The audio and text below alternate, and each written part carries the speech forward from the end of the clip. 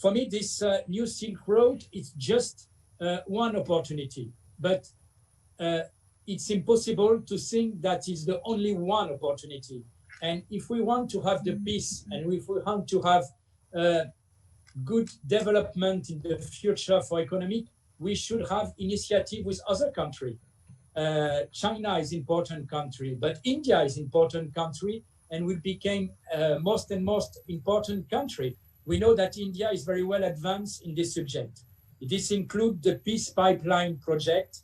We should link Iran, Pakistan, and India, or the TAPI, which link Turkmenistan, Afghanistan, Pakistan, and India.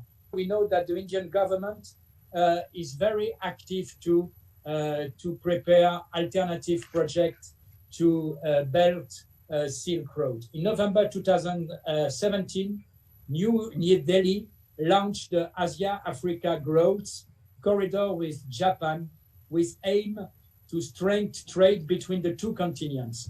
India has indeed understood the concern of some Africa and Asian states over the massive, not to say the exclusive, participation of Chinese state-owned enterprise in the Belt and Silk Road. In this project, Europe could take an important place. EU's current priority is to gain strategic autonomy. Here, too much dependence on China should be avoided. EU's links with the countries in its vicinity gains importance. India has a huge potential, also political and also economic potential, and it's an important and reliable partner, and it can be also an alternative to the Chinese. I wouldn't like to say that we don't need China and we should cut all ties and bonds and so on. It's impossible, and it would be unrealistic and crazy. But at least I think we have to eat something, and we look for other alternatives. And India seems to be, it's a very, very good alternative in the future.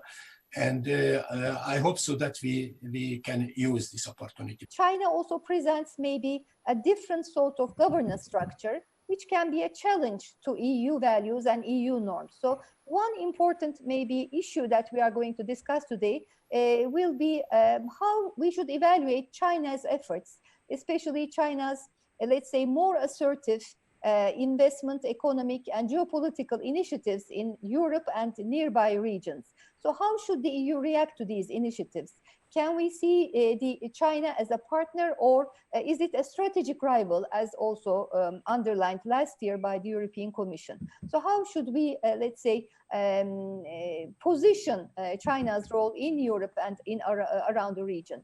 Also, recently, there was a report on disinformation campaigns by Russia and China, which was prepared by the European External Action Service. And later on, the Commissioner for let's say, the foreign policy chief of the EU, Joseph Borrell, was criticized by the European Parliament for bowing to pressure by Beijing in order to revise this disinformation report. He said that no changes were made. However, he was quite fiercely criticized in the European Parliament. And it was seen as a humiliation for Europe that China was able to put pressure that way on the European External Action Service. So also we can maybe talk about some of the problems that the EU is having in presenting a united front against China.